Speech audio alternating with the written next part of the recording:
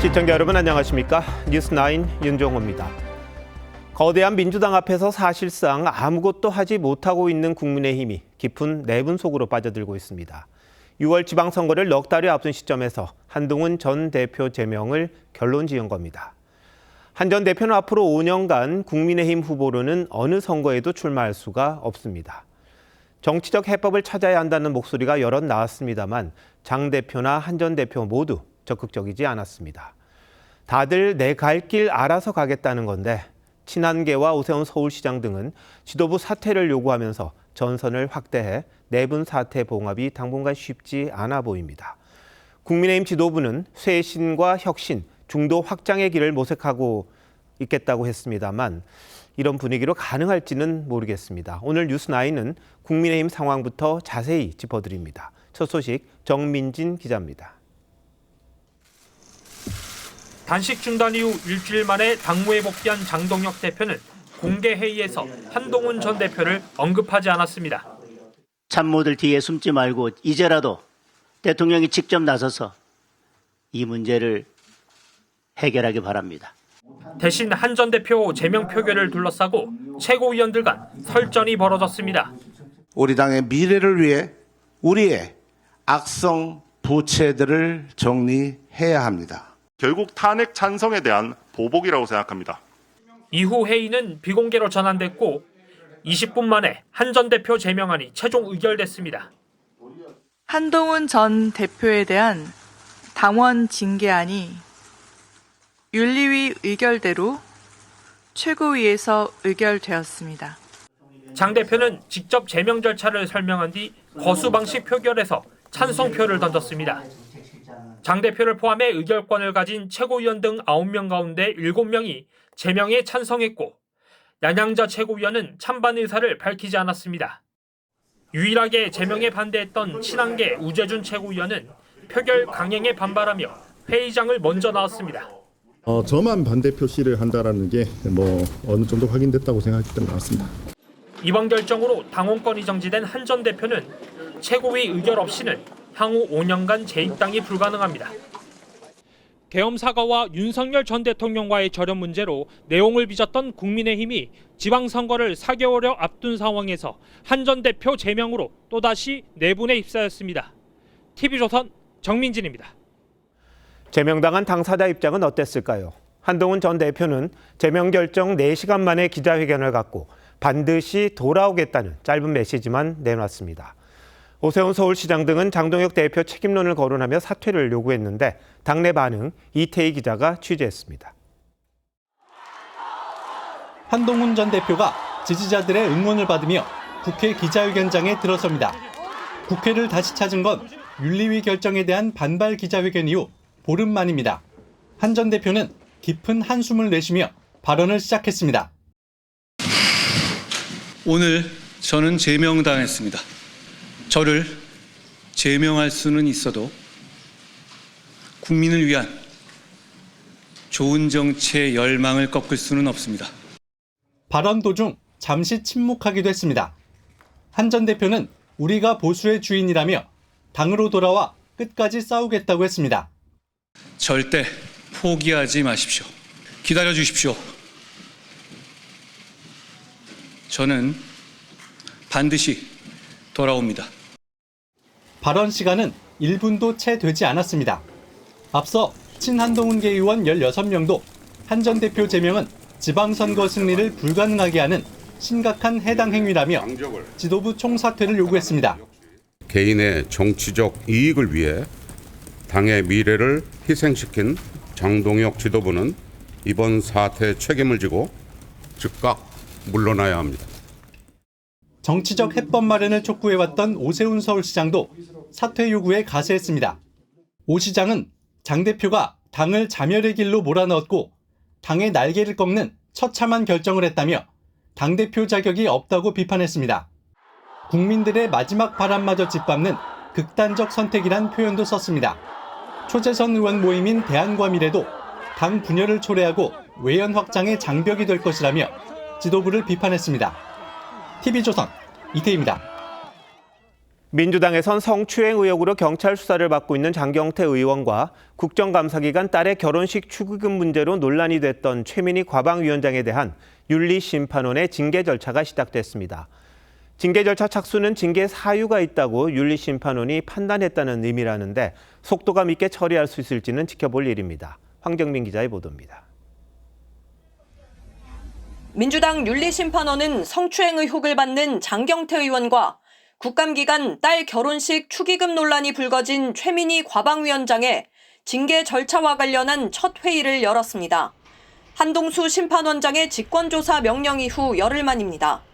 5시간에 걸친 논의 끝에 두 사람 모두 징계 사유에 해당하는 혐의가 있다고 보고 심사를 시작하기로 결정했습니다.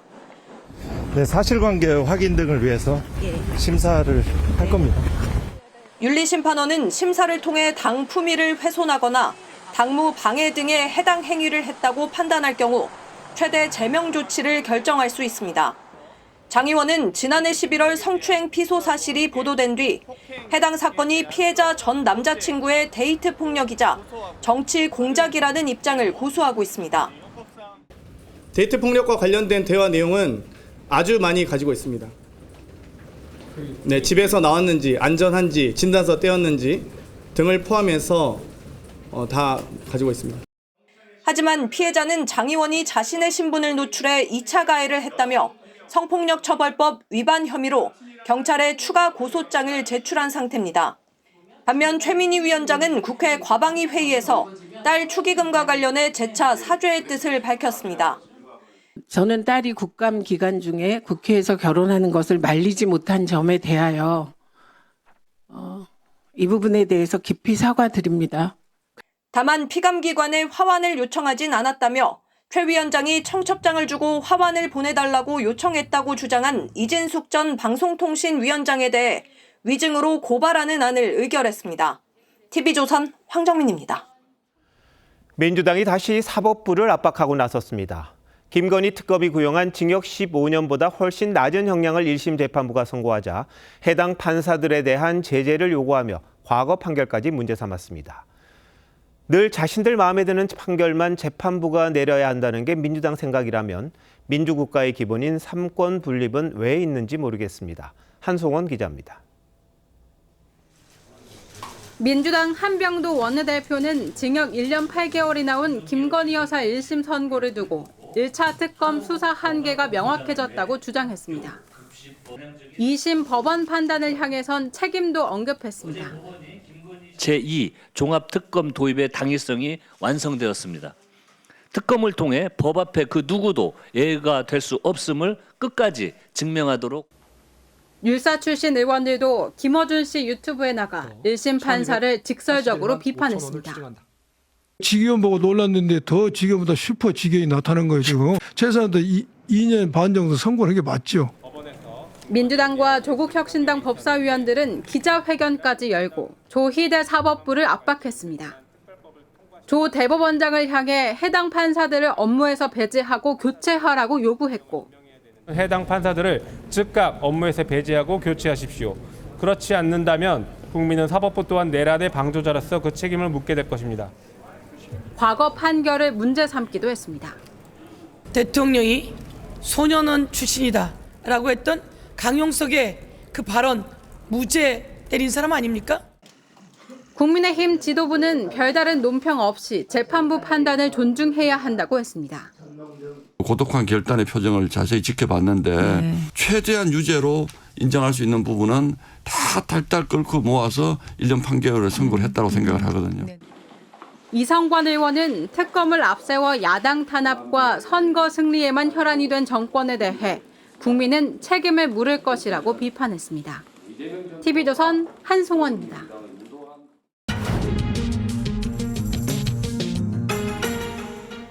한동훈 전 대표를 둘러싼 이른바 당원 게시판 사태가 15개월 만에 제명이라는 극단적 결말로 끝났습니다. 당이 또다시 뇌분에 휩싸이면서 지방선거를 앞둔 장동혁 대표에겐 갈등 수습이라는 참 어려운 과제가 남았습니다. 당적을 잃은 한 전 대표는 어떻게 할 건지 정치부 김하림 기자와 뉴스 더에서 더 짚어보겠습니다. 김 기자, 장 대표가 복귀하자마자 첫 회의였죠. 이렇게 서둘러서 제명 카드를 꺼내든 이유가 있는 겁니까? 네, 지방선거 전에 한 전 대표 관련 리스크를 정리하겠다는 의도로 보입니다. 재심 기간도 충분히 줬던 데다가 선거가 이제 4개월여밖에 남지 않은 만큼 이 문제를 더 끌 수 없다는 겁니다. 앞서 윤리위에서 제명 결정 직후에 제가 의원들의 얘기를 들었을 때는 제명은 과하다 이런 동전론이 적지 않았는데요. 하지만 한 전 대표가 윤리위 결정에 계엄이라고 대응을 하거나 지지자들의 주말 집회에서 나온 과한 표현 등이 원내 의원들의 반발을 산 걸로 전해졌습니다. 지도부가 제명 결정을 그대로 밀어붙인 데도 이 같은 기류가 영향을 준 걸로 보입니다. 네, 근데 선거 정말 얼마 안 남았는데 선거 때는 한 명이라도 더 내 편을 만들어야 될 텐데 지금은 뺄셈의 정치가 되고 있단 말이죠. 지방선거 앞두고 내분 사태 수습이 가능할까요? 바로 그 점이 장동혁 지도부의 최대 과제가 될 걸로 보입니다. 당 지도부는 당장 다음 주부터 선거 준비 체제로 전환할 방침인 걸로 알려졌는데요. 당명 개정과 함께 중도층의 소구력이 있는 인사들과 접촉면을 넓히는 방식으로 돌파구를 찾을 걸로 보입니다. 개혁신당 이준석 대표와의 쌍특검법 정책 공조를 포함해서 단식장을 찾았던 유승민 전 의원 등과의 만남도 열려 있다고 합니다. 변수는 내부 반발입니다. 친한계 의원들이 당장 탈당 등의 행보를 볼 가능성은 높지 않지만 첫 반응에서 장 대표 사퇴를 요구한 만큼 반발이 쉽게 가라앉진 않을 듯합니다. 또 오세훈 서울시장에 이어서 다른 광역단체장들까지 장 대표 사퇴 주장에 가세할 경우 파장이 쉽게 가라앉지 않을 수도 있습니다. 네, 한 전 대표는 정치적 실현기를 맞은 셈이 됐는데 아까 회견에서 반드시 돌아오겠다고 했잖아요. 예. 앞으로 어떻게 할까요? 아까 회견에서 지도부로부터 제명당했다면서 피해자임을 분명히 드러내면서도 직접적인 평가나 감정은 드러내지 않았는데요. 반드시 돌아오겠다 이런 말로 밀어볼 때 신당 창당 등의 가능성은 좀 낮아 보입니다. 친한계 관계자에 따르면 한 전 대표는 열흘 정도 일정을 비우면서 고민의 시간을 가진 뒤에 다음 달 8일 토크 콘서트로 정치 활동을 재개할 예정이라고 합니다. 6월 지방선거와 함께 치러지는 대구나 부산 지역 국회의원 보궐선거에 무소속으로 출마해서 원내 진입을 노리는 가능성도 주변에서 거론되는 시나리오 중 하나입니다. 일각에서는 국민의힘이 지방선거에서 패할 경우에 책임론으로 지도부가 비대위로 전환될 경우 또 한 번의 정치적 재기를 모색할 수 있다는 전망도 나옵니다. 네, 장 대표나 한 전 대표나 어떤 걸 택할지 그건 본인들의 문제입니다만 이런 극단적인 해법밖에 없었느냐 이런 비판에서 두 분 다 피하기 어려워요. 네, 무엇보다 지도부가 포용이나 통합보다는 제명이라는 선회기 방식으로 사태를 끌고 온 데 대한 비판의 목소리가 적지 않습니다. 싸울 때 싸우더라도 선거 때는 일단 결집하는 모습을 보여야 하는데 그러지 못했다는 겁니다. 특히 박빙 승부가 예상되는 서울과 수도권에서 중도층의 소구력이 있는 한 전 대표 제명이 지지율 하락으로 이어질 거라는 우려도 나옵니다. 반대로 한 전 대표 역시 꾸준히 정치적 해법을 촉구한 주변의 요구를 수용하지 않은 데 따른 비판을 피하기는 어려운 상황입니다. 네, 일방적인 건 없다는 게 이제 정치입니다만 이제 정치적 승부수가 띄워진 거잖아요. 누가 더 민심을 얻느냐 이게 관건이 아닌가 싶네요. 김 기자 잘 들었습니다.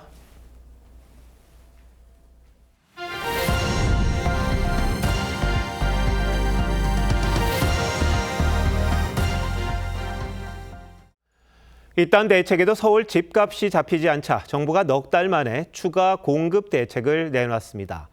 용산과 태릉시시, 과천 같은 수도권 핵심 입지에 모두 6만 가구를 공급하겠다고 밝혔습니다. 정부는 그야말로 총력전을 펼쳤다고 자평했는데 송병철 기자가 어떤 내용인지부터 알려드립니다. 서울의 마지막 금싸라기 땅인 용산국제업무지구 부지입니다. 정부는 이곳 용적률을 높여 당초 계획보다 4천 가구 늘어난 1만 가구를 공급합니다. 인근 캠프킨 부지와 미군 반환부지 물량까지 더하면 용산 일대에만 13,000 가구가 들어섭니다. 도심 요지에 물량을 집중해 과열된 시장 심리를 잠재우겠다는 겁니다. 경기도에선 과천 경마장과 방첩사령부 부지를 합쳐 9,800가구를, 판교 테크노밸리와 인접한 성남시청 인근 택지 등에 6,300가구를 공급합니다.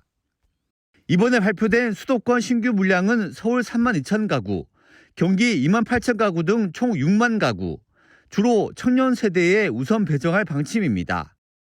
이번 물량은 청년 세대의 주거 걱정을 들어주기 위하여 청년과 신혼부부 등에 중점 공급할 계획입니다. 주민 반발이 컸던 태릉 골프장은 공급 규모를 줄여 저밀도 개발로 방향을 틀었고 강남 서울의료원과 성수동 옛 경찰 기마대 부지 등 알짜 국공유지도 개발 대상에 올랐습니다. 빠르면 당장 내년부터 착공에 들어갑니다. 추가 물량이 확보되는 대로 주택 공급 방안을 연속적으로 발표하여 중장기적인 주택 공급 기반을 더욱 탄탄히 구축해 나가겠습니다. 정부는 서울 공급 부족과 국민 불안을 해소하기 위해서 쓸 수 있는 땅을 모두 연끌했다고 밝혔습니다. TV조선 송병철입니다. 정부가 절박한 심정으로 공급 대책을 발표했지만 공급 후보지의 민심 싸늘하다고 합니다. 주민들은 주택 수만 채우려고 한다거나 녹지를 왜 훼손하려고 하느냐. 정부의 일방통행에 분통을 터뜨리고 있습니다. 보도에 서영일 기자입니다. 문재인 정부 당시 주택 공급 후보지로 지정됐다가 좌초됐던 태릉시시. 정부가 다시 7천 가구를 짓는 계획을 발표하자 주민들은 이해할 수 없다는 반응입니다. 녹지도 그 산면에 왜 태릉을 지게 왜? 얼마나 좋은 자리인데 그게. 태릉 녹지가 얼마나 중요한 줄 알아요? 녹지 훼손 우려와 교통대책 때문에 실패했던 곳이 어느 세월에 되겠냐는 목소리도 터져 나옵니다. 주변에 보면은 요번 백사마을 그것도 한다고 해놓고 몇 년 걸려가지고 지금 그 마음맞추는 것단 말이야. 문제는 또 있습니다. 태릉 골프장 맞은편엔 세계문화유산으로 지정된 태릉과 강릉이 있는데요. 개발을 위해선 영향평가를 거쳐야 한다는 숙제도 남아 있습니다. 정부가 종묘앞 개발은 반대하면서 태릉 일대를 개발하겠다는 것은 앞뒤가 안 맞는다는 지적도 나옵니다. 평가대세를 진다고 하는 것 자체가 종묘는 유네스코고 태릉은 무덤인가요? 다른 부지도 상황은 마찬가지. 용산은 인프라가 부족한데 가구 수만 늘려놨다는 비판이 나오고 결혼해가지고 살 수 있는 호수를 해줘야지.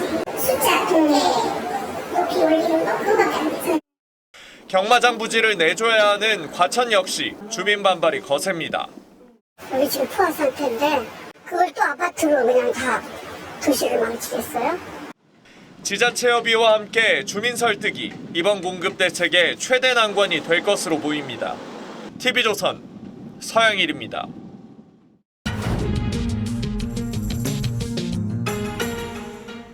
이번 129 부동산 대책을 두고 모든 방법을 동원해 정책 의지를 드러냈다 이런 평가도 있지만 실현 가능성에 대해 물음표를 던지는 분들도 있습니다. 수도권 집값을 잡을 수 있을지 경제부 이유경 기자와 뉴스더에서 더 얘기 나눠보겠습니다. 정부가 할 수 있는 공급은 다 끌어왔다 이렇게 봐야 하는 겁니까? 네, 그렇습니다. 오늘 정부가 발표한 6만 가구 공급은 판교 신도시 2배 규모입니다. 김윤덕 국토부 장관이 주택 공급을 영끌했다 이렇게 얘기했을 정도로 쓸 수 있는 땅은 모조리 긁어 모았다는 평가입니다. 실제로 오래된 공공청사 34곳을 개발해 1만 가구를 공급하겠다는 계획도 담겼는데 관악 세무서 자리에 25가구, 노동부 남부지청 43가구 등 100가구 미만도 모두 포함됐습니다. 정말 다 모았군요. 네. 자, 근데 관건은 속도잖아요. 이 용산도 그렇고 지자체, 기관 협의가 다 된 겁니까? 아닙니다. 서울시는 바로 반발했는데요.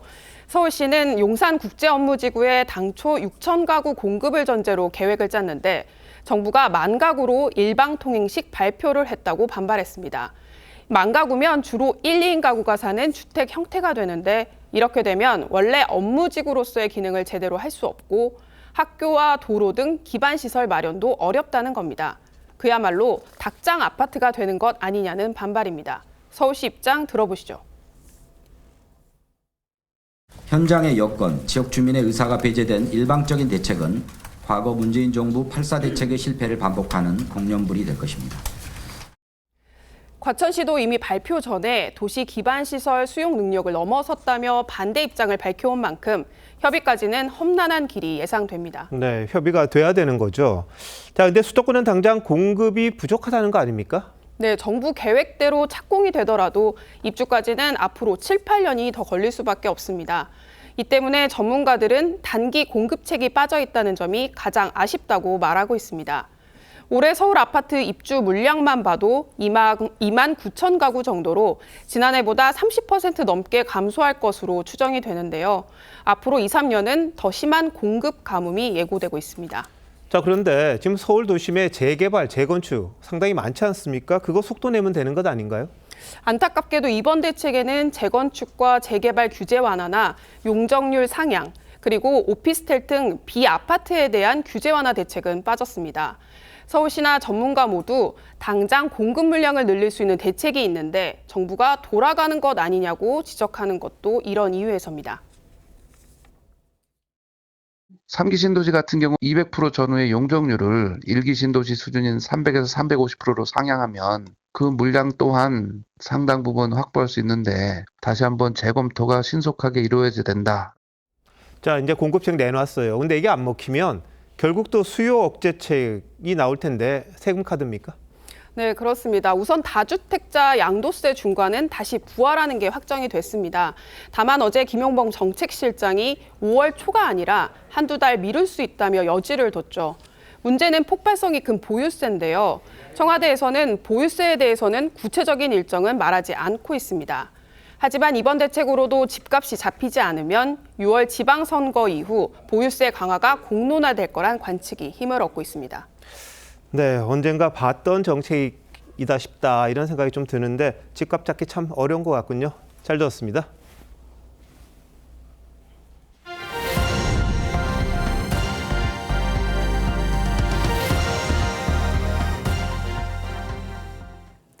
한 유명 연예인이 미국 라스베이거스에서 수년간 원정 도박을 했다는 의혹이 제기됐습니다. 경찰이 관련 진술을 확보했습니다. 먼저 곽승한 기자의 단독 보도입니다. 서울 강남구에 있는 한 연예기획사입니다. 지난해 6월 기획사 회장을 맡고 있는 차모 씨는 회사 특수관계인과 이런 카카오톡 대화를 나눴습니다. 소속 연예인이자 가수 출신 제작자였던 신모 씨의 영문 이름과 함께 달러화 금액이 표기된 엑셀 파일 촬영본을 올린 뒤 본인이 대신 갚았다고 언급하는 내용이었습니다. 2023년 8월부터 2025년 1월 사이 미화 382만 달러, 우리 돈 54억 원이 기재된 내역인데 미국 라스베이거스 호텔 카지노 두 곳의 이름과 함께 카지노 측이 VIP 고객에게 제공하는 단기 신용대출을 뜻하는 마커론의 약자 ML 번호가 기재돼 있습니다. 얼마나 한 것 같아. 근데 느낌상으로 그냥 적어서 파일을 준 건데. 취재진이 회사 관계자로부터 제출받은 전자항공권엔 카지노 신용대출이 이뤄진 시점을 전후해 연예인 신 씨와 기획사 회장 차 씨가 미국 로스앤젤레스와 라스베이거스를 다녀간 내역이 포함돼 있었습니다. 동행한 일행 중에서 지금 게임하고 있으시다. 언제 내려가실 것 같다. 이런 말씀을. 신 씨 원정 도박 관련 첩보를 입수한 경찰은 통상적인 절차에 따라 사실관계 확인 작업을 검토 중인 것으로 전해졌습니다. 신 씨는 미국 라스베이거스에 업무차 방문한 적은 있지만 도박을 한 적은 없다며 증거로 제시된 카지노 대출금 내역도 모두 허위라고 반박했습니다. TV조선 곽승환입니다. 해당 연예인은 의혹을 전면 부인했지만 저희 취재진은 주변인들에게서 원정 도박 정황을 뒷받침하는 말들을 들을 수 있었습니다. 공연 선급금을 도박 자금으로 썼다는 주장도 있었습니다. 이어서 유동근 기자의 단독 보도입니다. 2022년 가수 겸 제작자 신모 씨로부터 연예 기획사를 인수했던 차모 씨는 회사 특수관계인과의 통화에서 당시 비화를 밝혔습니다. 내가 20억 갚아줬거든? 전 투자자를 만나고 나서 알았어. 20억은 도박에 썼어요. 차 씨가 신 씨로부터 연예 기획사 지분을 인수하는 과정에서 신 씨가 진 빚을 파악하게 됐는데 모두 도박 빚이었다는 겁니다. 나 들어오기 전에 회사 성급을 받아서 그걸 메꿨어, 얘가. 무슨 말인지 알아요? 공연 성급을 받아서 얘가 이걸 메꿨더라고. 신 씨가 도박 자금으로 공연 성급금을 빼돌리는 바람에 대신 갚을 수밖에 없었다는 겁니다. 미국 라스베이거스 호텔 한국 고객 마케팅 담당인 변모 씨도 이들 간 비정상적인 자금 흐름에 대해 알고 있었다고 했습니다. 신 씨가 도박 빚을 지면 기획사 측이 대신 갚아주는 일종의 대납 구조가 형성돼 있었다는 겁니다.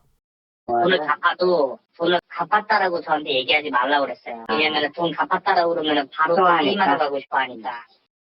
도박빚 대납 정황과 관련해 차 씨는 대신 갚았지만 도박빚인 줄 몰랐다고 했고, 신 씨는 계획했던 음반 제작이 무산돼 생긴 채무일 뿐 도박과는 무관하다고 해명했습니다.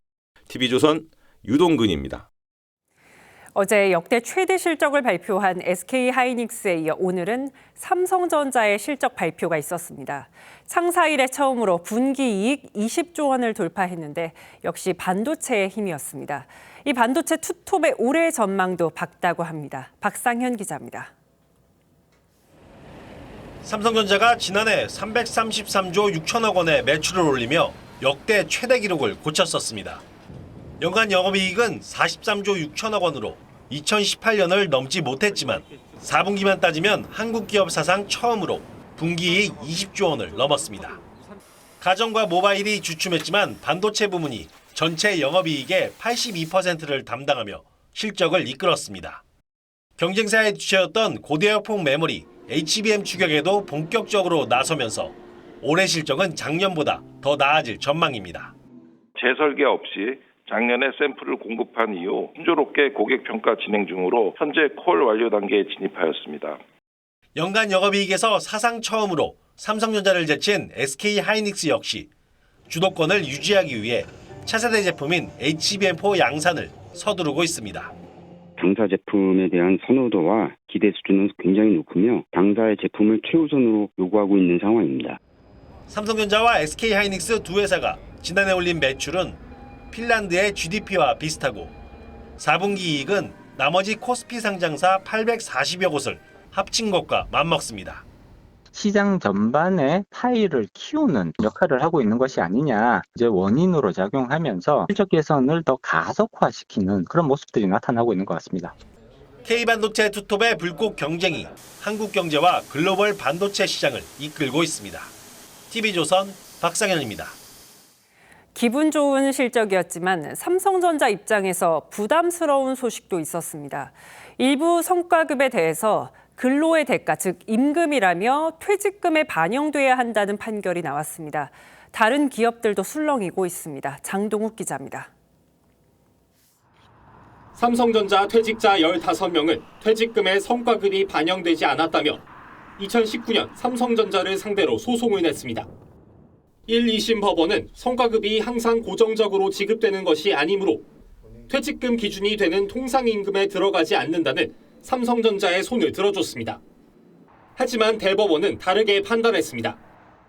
초과 이익이 났을 때 나눠주는 성과 인센티브는 임금성이 없다고 봤지만 사업부가 목표를 달성할 때 지급하는 목표 달성 장려금은 임금으로 봐야 한다고 판단한 겁니다.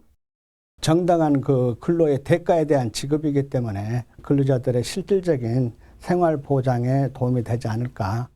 재계에서는 이번 판결로 퇴직 충당금 등 재무 부담이 늘고 비슷한 소송이 이어질 거란 우려의 목소리가 나옵니다. 경제 나빠서 또는 경쟁력이 좀 부족해서 쩔쩔매는 기업에게도 통상임금으로 반영되면은 부담을 전가하는 게 되잖아요. 삼성전자 창사 이래 첫 단일 과반 노조도 탄생했습니다. 과반 노조는 단독으로 단체 교섭권을 갖고 교섭이 순조롭지 않으면 파업 등 쟁의에 나설 수 있어 삼성전자 노사 지형에 근본적인 변화가 찾아올 것이란 전망이 나옵니다. TV조선 장동우입니다. 미국이 대미 투자법을 빨리 통과시키라고 연일 독촉하고 있습니다. 이번에는 미 재무장관이 나서서 법이 통과될 때까지 관세 합의는 없는 거라고 했습니다. 우리 정부는 다급한데요. 일단 미국에 도착한 김정관 산업부 장관이 협의에 들어갑니다. 임서인 기자입니다. 트럼프 대통령의 관세 재인상 발표로 급히 미국 땅을 밟은 김정관 산업통상부 장관이 곧바로 내일 러트닉 상무장관을 만납니다. 통상의 현실이 이런 상황임을 저희들은 좀 인지를 하고 있고 차분하게 대응하고 해나갈 예정입니다. 국회에 계류 중인 대미투자 특별법에 대한 미국 측 오해를 풀고 3,500억 달러 규모 대미투자 약속은 변함없다고 설명할 예정입니다. 미국과의 협력 투자 관련해서는 변한다든지 그런 건 없기 때문에 그런 부분 내용들을 충실하게 잘 설명을 하려고 합니다. 트럼프 행정부는 한국을 향한 압박을 이어갔습니다. 베선트 재무장관은 관세 인상 발표는 무역협정에 서명하란 신호라며 한국 국회가 승인하기 전까진 합의는 없다고 강조했습니다. 협상에 앞서 주도권을 쥐겠다는 의도로 보입니다.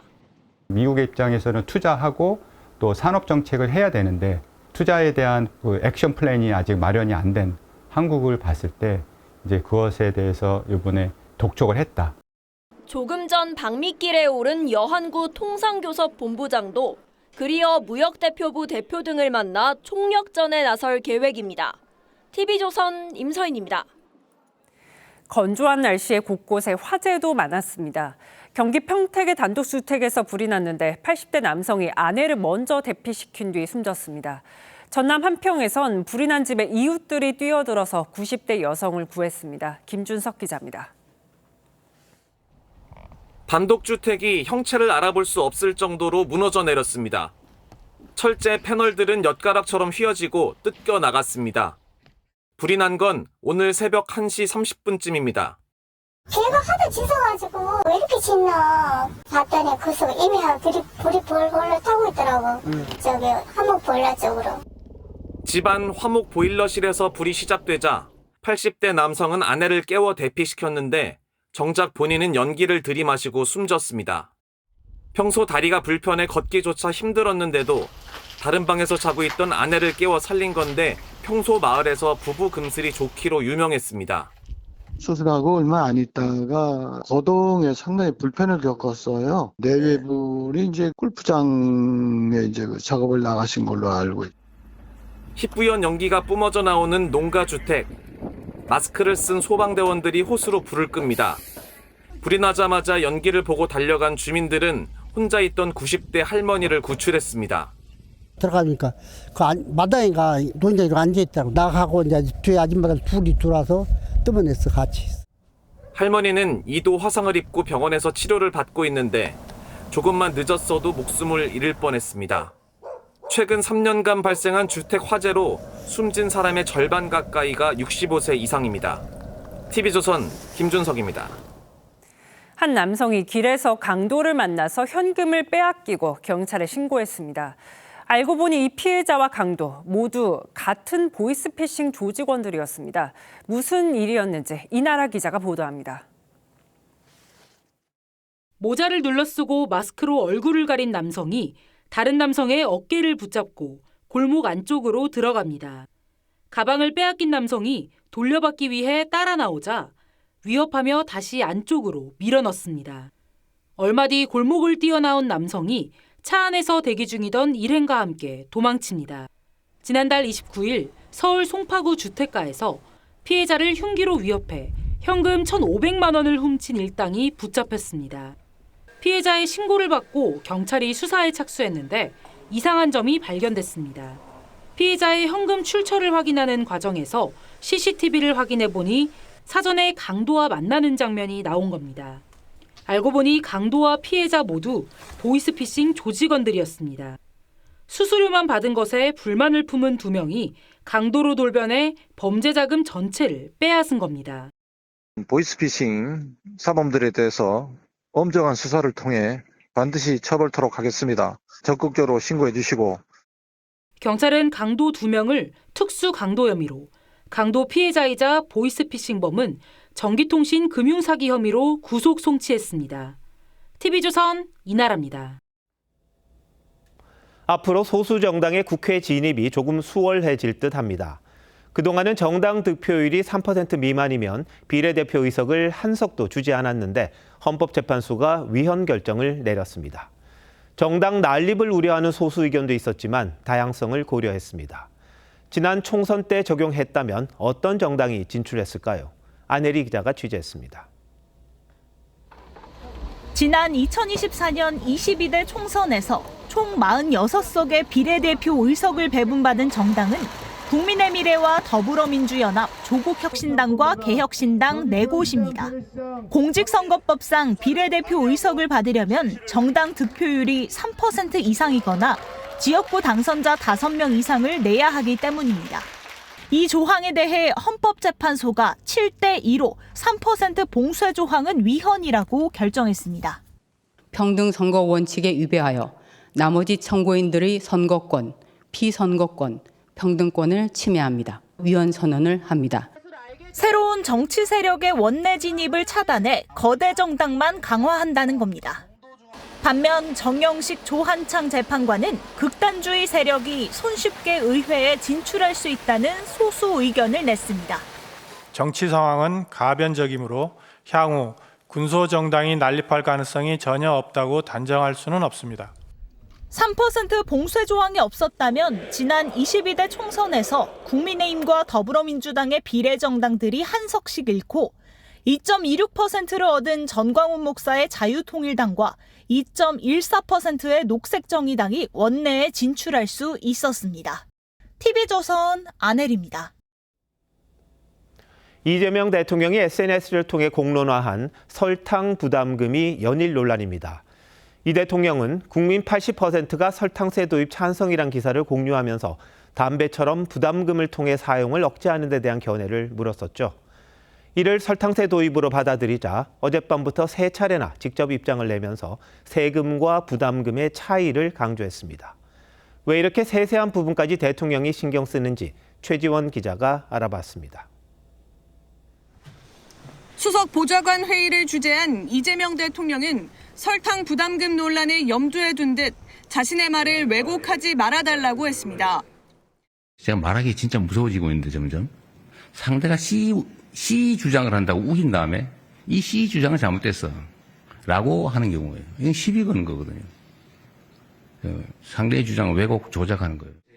앞서 이 대통령은 국민 80%가 설탕세 도입에 찬성한다는 언론 기사를 공유하며 설탕 부담금에 대한 국민 의견을 묻는 SNS 글을 올렸는데 이게 설탕세 부과 검토로 해석되는 데 대한 불만으로 보입니다. 이 대통령은 일반 재정에 사용되는 세금과 특정 용도 유발 원인에 부과하는 부담금은 완전히 다르다거나 지방선거에 타격을 주기 위해 증세 프레임을 만드는 거냐며 직접 반박하기도 했습니다. 6월 지방선거를 앞두고 증세 논란에 휘말리지 않겠다는 뜻으로 해석됩니다. 이런 상황에서 이 대통령은 또 성남시장 시절부터 주장해온 기본사회도 화두로 꺼냈습니다. 기본사회에 관한 얘기도 좀 진지하게 하면 좋겠어요. 말도 하지 마. 말하면 빨갱이. 이렇게 하면 오늘 적응이 안 됩니다. 이 대통령이 토론과 속도를 강조하는 만큼 앞으로 이 같은 화두 던지기는 계속될 걸로 보이는데 자칫 대통령의 의중에 맞추려는 하향식 의사결정 구조로 이어질 수 있다는 지적도 나옵니다. TV조선 최지원입니다. 10월이면 사라지는 검찰의 마지막 대규모 중간 간부 인사가 있었는데 대장동 항소 포기를 문제 삼았던 지청장들이 줄줄이 좌천됐습니다. 승진해서 누락된 검사들도 공통점이 있다는데 조윤정 기자가 보도합니다. 지난해 11월 노만석 당시 검찰총장 직무대행은 대장동 항소 포기 논란에 침묵했습니다. 은퇴 요구 나오는데 입장 있으실까요? 그러자 전국 지청장들은 노 대행에게 항소 포기에 대한 경위 설명을 요구하는 집단 성명을 냈습니다. 당시 목소리를 낸 8명의 지청장 중 4명은 이번 인사 직전 사의를 표명했고 나머지 4명은 서울고검과 부산고검으로 발령이 났습니다.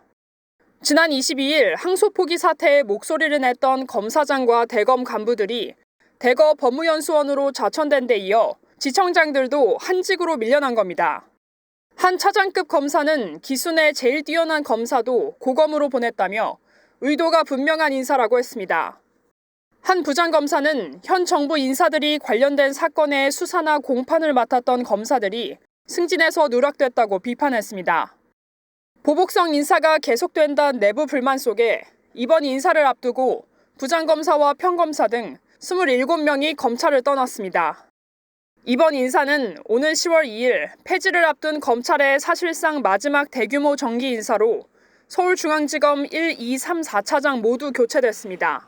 TV조선 조윤정입니다.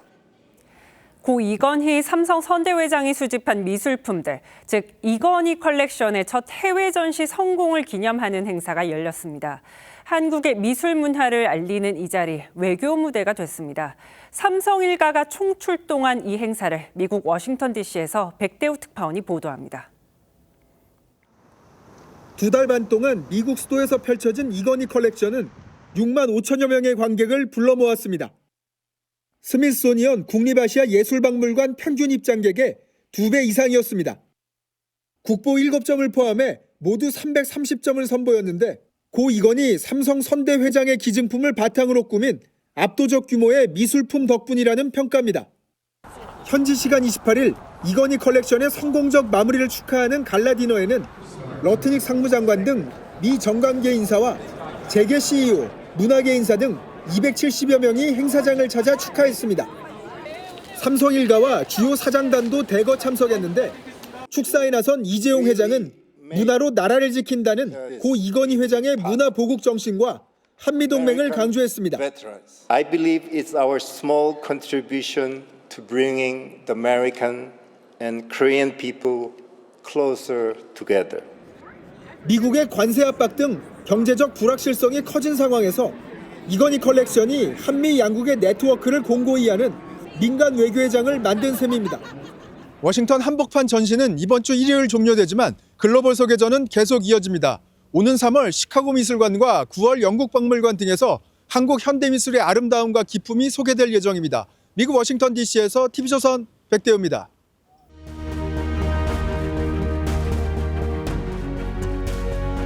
인간의 역사는 위대합니다. 동시에 놀라울 만큼 어리석기도 합니다. I can no longer sit back and allow the international communist conspiracy to sap and impurify all of our precious bodily fluids. 미 공군의 잭 리퍼 장군은 공산주의자들이 미국인의 신성한 혈통을 오염시킨다는 망상에 사로잡힙니다.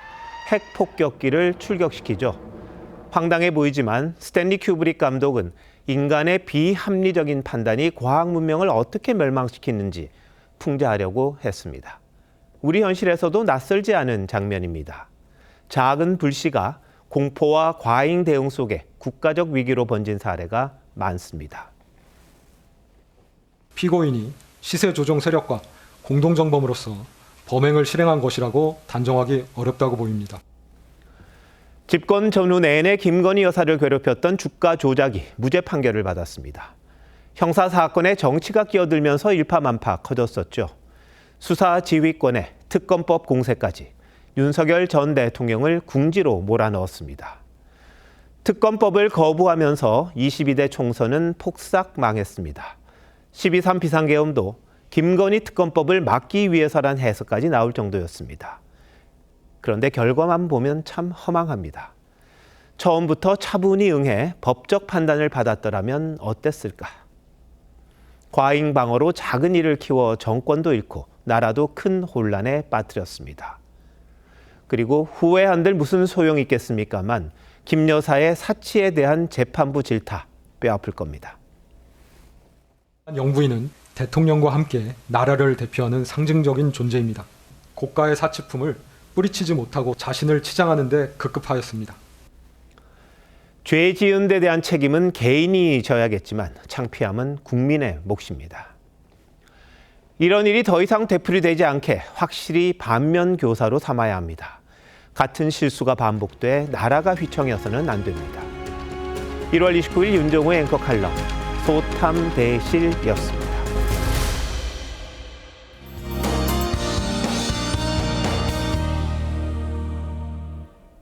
내일까지 막바지 한파가 절정을 보이겠습니다. 기온이 다시 내려가면서 서울 등 수도권에도 한파특보가 확대됐는데요. 내일은 오늘보다 4도가량 더 떨어져 서울의 아침 기온이 영하 12도까지 내려가겠고 주말 아침에도 영하 10도 안팎에 머물겠습니다. 추위 속 동쪽 지역을 중심으로 수일째 건조특보가 계속되고 있습니다. 작은 불씨가 큰 화재로 이어지지 않도록 조심하셔야겠습니다. 내일 전국 하늘 맑다가 오후부터 구름 많아지겠습니다. 내일 아침 기온 서울 영하 12도, 춘천 영하 15도, 대구 영하 7도까지 내려가고요. 내일 한낮 기온 서울 영하 2도, 광주 2도를 보이겠습니다. 2월의 첫날에는 경기 북부와 강원 북부에 눈이 내리기 시작해 다음 주 월요일에는 전국 곳곳에 비나 눈이 오겠습니다. 날씨였습니다. 1월 29일 목요일 뉴스9 마칩니다. 시청해주신 여러분 고맙습니다.